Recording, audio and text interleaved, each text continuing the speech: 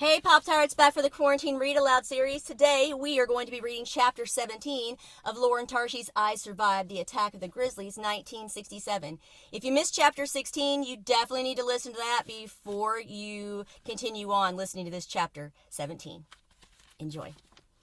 Mel fell through the sharp pine branches. They scraped and stabbed her as her body twisted and turned. She grasped desperately for them, but the fragile twigs broke off in her hands. She landed with a jarring thud in the bushes, smacking her head hard on the ground. She shook off the pain and sat up. Grrr. The bear was just a few feet away. She could see its glistening black nose, the gleaming points of its canine teeth. Mel braced for the feeling of claws flashing through her skin, jaws crunching down on her bones.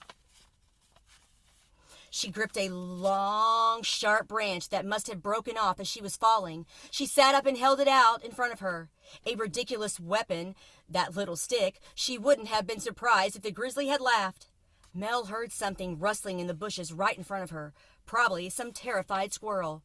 Voices echoed, "Mel! Mel! Where are you?" It was Cassie and Steve. The grizzly stepped toward her, its eyes burning with fury. Its muscles rippled under its shaggy fur. The rustling in the bushes got louder. Then Mel heard a strange, new sound. Click-clack, click-clack, click-clack, click-clack. Before Mel even knew what she was doing, she had pulled the stick back and jabbed it into the bushes. The stick hit something big and solid, and then that something leaped out of the bushes. It landed on the ground between Mel and the grizzly. Mel's mouth fell open. It was a huge porcupine. Its quills stood straight up like metal spears.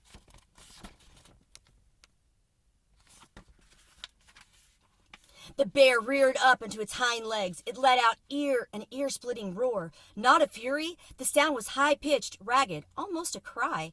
The bear was afraid. The porcupine click-clack, click-clacked, louder and faster. Mel's heart thundered.